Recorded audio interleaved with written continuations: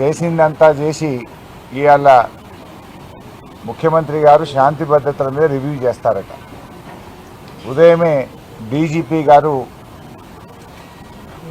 Hyderabad brand image కాపాడడానికి కఠినంగా వ్యవహరిస్తాము అని డీజీపీ గారు ముఖ్యమంత్రి గారు ప్రెస్ రిలీజ్లు ఇచ్చారు. మరి నిన్నేమైంది?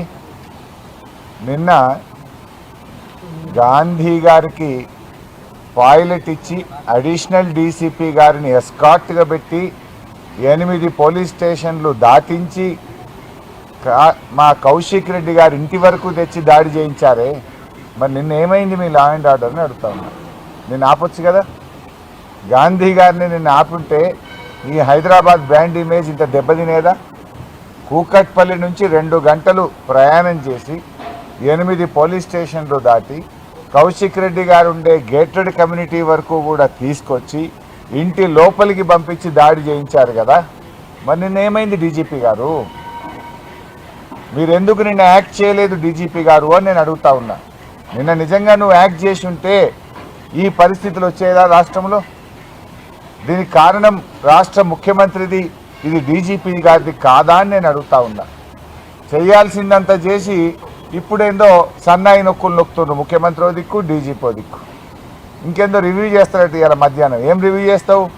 ఇంకా సూటికి ఎట్లా కొట్టాలి, ఇంకెవరిని కొట్టాలి, ఎవరెవరి మీద దాడులు చేయాలని చేస్తావా? అసలు ఉందా ఈ రాష్ట్రంలో లా అండ్ ఆర్డర్ ఉందా? ఖమ్మం పోతే మా మీద రాళ్ల దాడి చేస్తే, ఎమ్మెల్యేల మీద రాళ్ల దాడి చేస్తే 10 రోజులైనా ఎఫ్ఐఆర్ ఇష్యూ కాలేదు. 10 రోజులైనా ఆ గుండాలను ఇంతవరకు అరెస్ట్ చేయలేదు.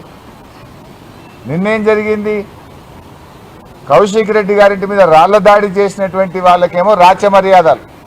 పోలీస్ స్టేషన్లో వాళ్ళకి మంచిగా బిర్యానీలు తినిపించి, సమోసాలు తినిపించి, ఛాయలు దాయిపించి, ఎస్కాట్ ఇచ్చి గాంధీ గారిని ఇంటి దగ్గర దించి వస్తుంది. ఫిర్యాదు చేయడానికి వచ్చిన మమ్మల్ని ఏమో అరెస్ట్ చేసి 2 గంటలు హైదరాబాద్ అంతా తిప్పి అర్ధరాత్రి జంగల్లో మహబూబ్ నగర్లో ఇడిచిపెట్టింది మమ్మల్ని. అంటే అసలు లా అండ్ ఆర్డర్ పోలీసులు వ్యవహరించే తీరు ఇదేనా నేను అడుగుతా ఉన్నా. అసలు రాష్ట్రంలో లా అండ్ ఆర్డర్ ఉందా అని అడుగుతా ఉన్నా. గతంలో బీఆర్ఎస్ ఎమ్మెల్యేలు మేము నల్గొండకు వెళ్తే డైరెక్ట్గా మా బస్సు మీద కేటీఆర్ గారు మొత్తం 20 మంది ఎమ్మెల్యేలు ఉన్న మా బస్సుల మీద కోడిగుడ్లతో రాళ్లతో దాడి చేశారు. ఖమ్మం పోతే ఎమ్మెల్యేల మీద, బీఆర్ఎస్ ఎమ్మెల్యేల మీద దాడి చేశారు. సిద్దిపేటలో నా క్యాంపు కార్యాలయం మీద దాడి చేశారు. కౌశిక్ రెడ్డి ఎమ్మెల్యే గారింటి మీద దాడి చేశారు. ఏ ఒక్క విషయంలోనైనా పోలీసు యాక్ట్ చేసిందా? ఎక్కడైనా అరెస్టులు జరిగినాయా? అంటే ఇవాళ ఏమైపోయిందంటే మీరే ఈ రకంగా రెచ్చగొట్టా ఉన్నారు. ఇవాళ ముఖ్యమంత్రి గారు ఆయనే దీనికి మూల కారణం. ఎందుకంటే ముఖ్యమంత్రి గారు ఆయన నోరు అదుపులో పెట్టుకోవాలి.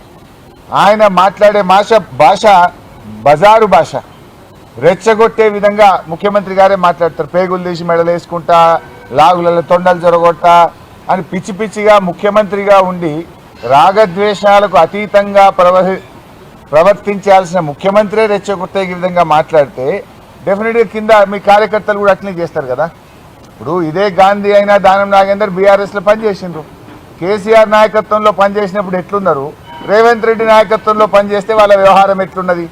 10 ఏళ్ళు కేసీఆర్ నాయకత్వంలో ఎప్పుడైనా మాట్లాడినరా వీళ్ళు? ఈ రకంగా రౌడీలాగా వ్యవహరించిండ్రా? ఇవాళ ఎందుకంటే యథా రాజా తదా ప్రజ అన్నట్టు రేవంత్ రెడ్డి భాష, రేవంత్ రెడ్డి విధానం వల్ల ఇవాళ వాళ్ళ నాయకులు కూడా అట్లే మాట్లాడుతున్నారు. ఇవాళ వాళ్ళ మంత్రి కూడా మాట్లాడిండు, కోమటిరెడ్డి వెంకటరెడ్డి. బీఆర్ఎస్ వాళ్ళు ఎక్కడైనా విమర్శిస్తున్నట్టే వాళ్ళని కొట్టండి అని రాజ్యాంగం మీద ప్రమాణం చేసిన మంత్రే రెచ్చగొడుతుంటే ఇంకా లా అండ్ ఆర్డర్ ఎక్కడుందా? ఇవాళ రివ్యూ చేయాల్సింది ఫస్ట్ నిన్ను నువ్వు రివ్యూ చేసుకోవాలి, నీ మంత్రుల్ని రివ్యూ చేయాలి. నువ్వు చక్కగా లేవు ఫస్ట్. పాపం పోలీసులు ఏమంటావు?